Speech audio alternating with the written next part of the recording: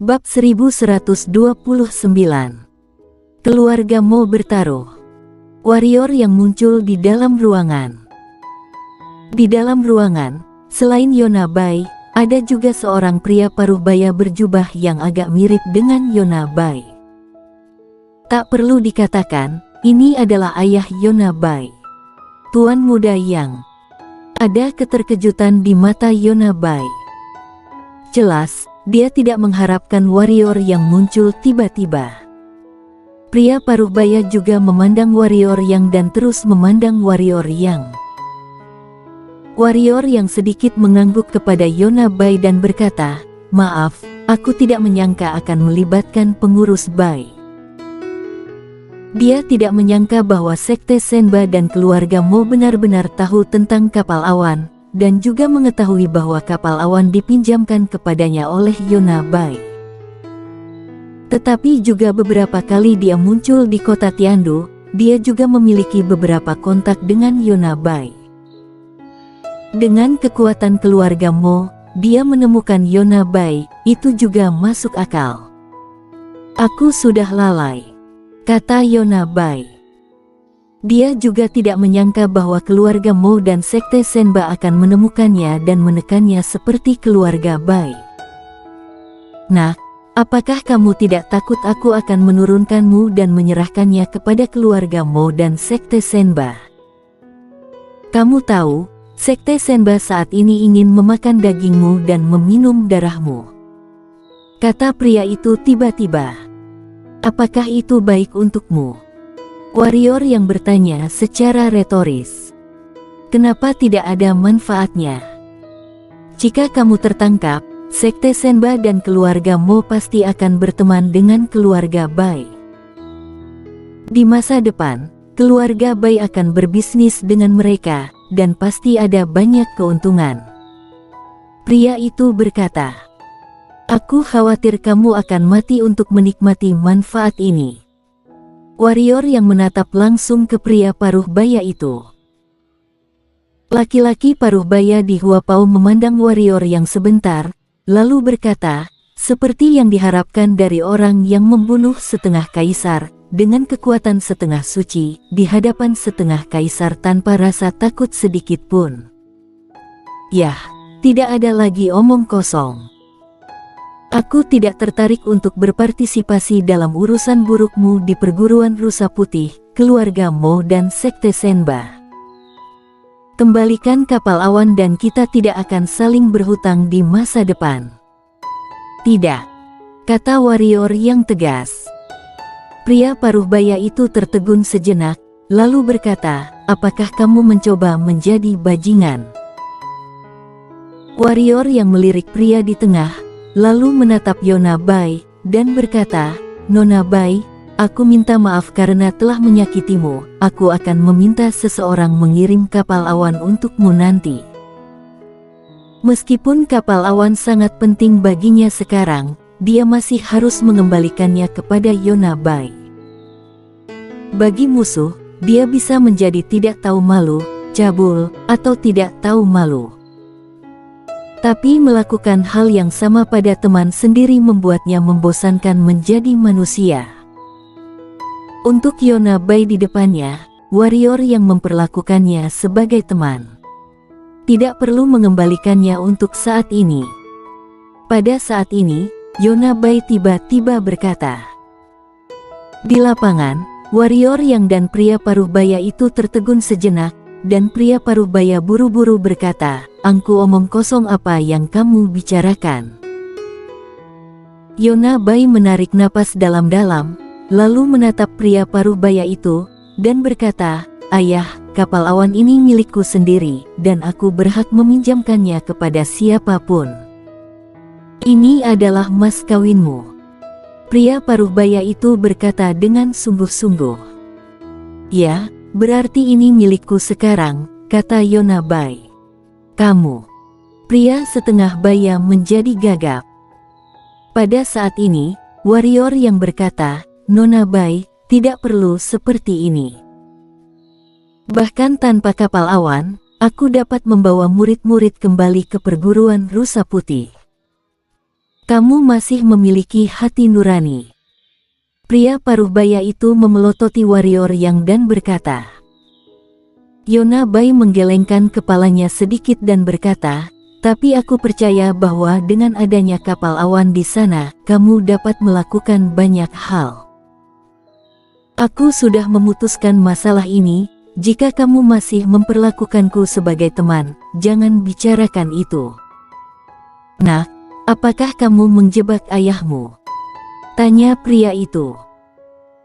Yona Bai memandang pria setengah baya dan berkata, Ayah, kapal awan milik keluarga Baiku, siapapun yang dipinjam adalah kebebasan kami. Mengapa kamu ingin diatur oleh keluarga Mo dan sekte Senba?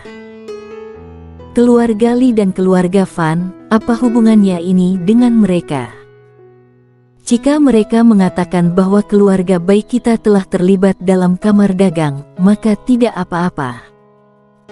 Keluarga Bai keluar dari kamar dagang Yunmeng. Keluar dari kamar dagang Yunmeng. Wajah setengah baya itu sedikit berubah. Setelah beberapa lama, dia tersenyum pahit dan berkata, kamu memiliki kebajikan yang sama dengan anak kedua, bisa keluar dari kamar dagang kapan saja. Kamar dagang saat ini telah lama kehilangan keharmonisannya. Apalagi yang akan dilakukan para tua bangka di kamar dagang itu selain intrik. Jika mereka terus tinggal di dalamnya, untuk keluarga baik kami, kerugiannya lebih besar daripada manfaatnya. Yona Bai berkata. Jangan mengubah topik pembicaraan. Aku akan menangani masalah kamar dagang dengan baik di masa depan. Jangan khawatir, ayahmu bukan orang yang lemah seperti itu. Pria paruh baya berkata, sekarang, mari kita bicarakan. Kapal awan dan anak ini. Tidak ada yang perlu dibicarakan, aku sudah meminjamnya. Sikap Yona Bai tegas. Pria itu berkata, aku menghormati keputusanmu. Mendengar ini, warrior Yang dan Yona Bai sama-sama tercengang, orang ini berubah pikiran. Tampaknya mengetahui apa yang dipikirkan keduanya, pria setengah baya berkata, tahukah kamu mengapa aku tiba-tiba berubah pikiran? Karena anak ini akan memikirkanmu, yang membuktikan bahwa anak ini bukan orang yang kejam dan egois. Bersikaplah realistis, dia memiliki potensi besar, dan dia mungkin dapat membantu keluarga Bai di masa depan. Tentu saja, jika dia adalah orang yang kejam dan egois, bahkan jika dia memiliki potensi besar, aku tidak akan menyetujuinya. Menurut kata leluhur, investasi seseorang pertama-tama melihat karakter, kemudian melihat potensi. Keluarga Mo dan sekte Senba. Bisik Yona Bai. Mereka tidak dapat berbuat apa-apa padaku. Pria paruh baya berkata, paling-paling, mereka tidak melakukan bisnis dalam lingkup pengaruh mereka. Adapun kamar dagang, apakah mereka berani memecatku? Beri mereka 10 keberanian, mereka tidak berani. Pikirkan lebih banyak. Pada saat ini, warrior yang tiba-tiba berkata. Pria paruh baya menoleh untuk melihat warrior yang dan berkata, kamu pikir kamu sangat kuat, kan? Lumayan, kata warrior yang. Apakah kamu pikir aku tidak menemukanmu sebelumnya? Pria paruh baya berkata lagi. Warrior yang melirik pria paruh baya itu dan berkata, memangnya kenapa kalau menemukanku? Pria paruh baya itu memandang warrior yang sebentar, lalu berkata, lain hari, jika ada waktu, kita akan berhadapan, beritahu kamu bahwa tidak semua setengah kaisar kota kekaisaran sama lemahnya dengan sekte Senba. Sepertimu, meskipun setengah suci, tidak semua setengah suci sekuat dirimu. Di antara setengah kaisar, ada juga kuat dan lemah. Setelah berbicara, pria paruh baya mendengus 2 kali, lalu berbalik dan meninggalkan ruangan. Warrior yang. Tuan muda yang datang menemuiku, apakah sesuatu terjadi? Pada saat ini, Yona Bai tiba-tiba bertanya. Warrior yang mengangguk, lalu mengeluarkan 10 cincin penyimpanan dan menyerahkannya kepada Yona Bai, sambil berkata, lihat berapa nilainya. Kau mengambil ini di Sekte Senba? Tanya Yona Bai. Warrior yang mengangguk dan berkata, apakah itu akan membuatmu kesulitan? Yona Bai menggelengkan kepalanya sedikit dan berkata, kamar dagang Yunmeng mengumpulkan barang-barang dan tidak pernah melihat pengalamannya. Tunggu sebentar, aku akan melihat apa yang ada di sana, kemudian aku akan memberimu perkiraan. Nak, keluar dan bicara. Pada saat ini, suara pria paruh baya tiba-tiba muncul di benak Warrior yang sedikit ragu, lalu berbalik dan meninggalkan ruangan. Di samping, Yona Bai melirik Warrior yang sedang berjalan keluar. Setelah berpikir sejenak, dia mengambil sebuah cincin penyimpanan dan mulai menyelidiki lagi. Di luar rumah, ada apa? Warrior yang berkata sambil berjalan ke pria paruh baya. Perguruan Rusa Putih, sekarang buntu. Apa kamu tertarik untuk datang ke gedung putihku? Jangan khawatir, selama kamu mau, aku akan berurusan dengan keluarga Mo dan Sekte Senba. Kata pria setengah baya. Aku datang, apakah kamu benar-benar menerimanya? Warrior yang bertanya secara retoris. Pria paruh baya itu terdiam sejenak, lalu tersenyum, memang jika sekarang kamu meninggalkan perguruan Rusa Putih, aku benar-benar tidak berani menerimamu. Berbicara tentang ini, pria paruh baya itu berkata dengan tegas, sejujurnya, situasi perguruan Rusa Putih saat ini dapat dikatakan sebagai situasi yang menyedihkan. Setidaknya menurutku, tidak ada kemungkinan bagimu untuk kembali. Apa rencanamu? Apa lagi yang bisa kita lakukan? Mereka ingin membunuh kita, jadi kita hanya bisa membunuh mereka. Kata Warrior yang. Jika keluargamu benar-benar ingin mati, bahkan jika perguruan Rusa Putihmu tidak terbagi, kalian tidak akan menjadi lawan mereka. Kata manusia paruh baya. Senior, apakah kamu akan membantuku perguruan Rusa Putih? Warrior yang bertanya secara retoris. Jangan harap. Pria paruh baya itu berkata, keluarga baikku tidak akan pernah terlibat dalam perselisihan antaramu, keluarga Mo dan Sekte Senba. Hanya ingin tahu, bagaimana masa depan direncanakan. Warrior yang berkata, tidak ada rencana, berjuang sampai akhir. Pria paruh baya itu melirik Warrior yang dan hendak mengatakan sesuatu. Pada saat ini, Yona Bai keluar. Dia melirik mereka berdua, lalu berjalan ke Warrior yang dan berkata, aku memperkirakan bahwa barang-barang di 10 cincin penyimpanan harganya hampir 50.000 batu kecubung. Tapi kalau tidak dijual sekalian, dijual di pelelangan, maka bisa terjual 60.000 atau bahkan 70.000 batu kecubung. Kami akan mengambil komisi untuk lelang dan kamar dagang akan menarik sekitar 5.000 batu kecubung pada waktu itu. Mana ada yang melakukan bisnis seperti ini? Di samping, pria paruh baya itu berkata dengan senyum masam, ceritakan semuanya padanya. Warrior yang menggelengkan kepalanya dan berkata, lelang, aku tidak punya banyak waktu untuk menunggu. Kalau begitu aku akan memberimu 50.000 batu kecubung secara langsung.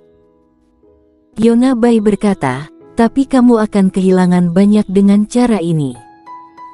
Warrior yang berkata, hilang ya hilang saja. Bagaimanapun, bagiku, itu sudah menghasilkan. Yona Bai tersenyum kecil dan berkata, bagiku, ini adalah bisnis besar. Dalam evaluasi kinerja ini, diperkirakan tidak ada yang bisa melampauiku. Mengatakan itu, dia berbalik dan pergi, dan setelah beberapa saat, dia berjalan kembali, kemudian dia menjentikkan jarinya, dan sebuah cincin penyimpanan terbang di depan warrior yang menyimpannya tanpa melihatnya, kemudian berkata, "Senior, Nona Bai, aku memiliki banyak hal yang harus dilakukan, jadi aku pergi dulu. Jika ada hal baru di masa depan, kamu bisa datang ke sini, tidak peduli berapa banyak, kita bisa memakannya."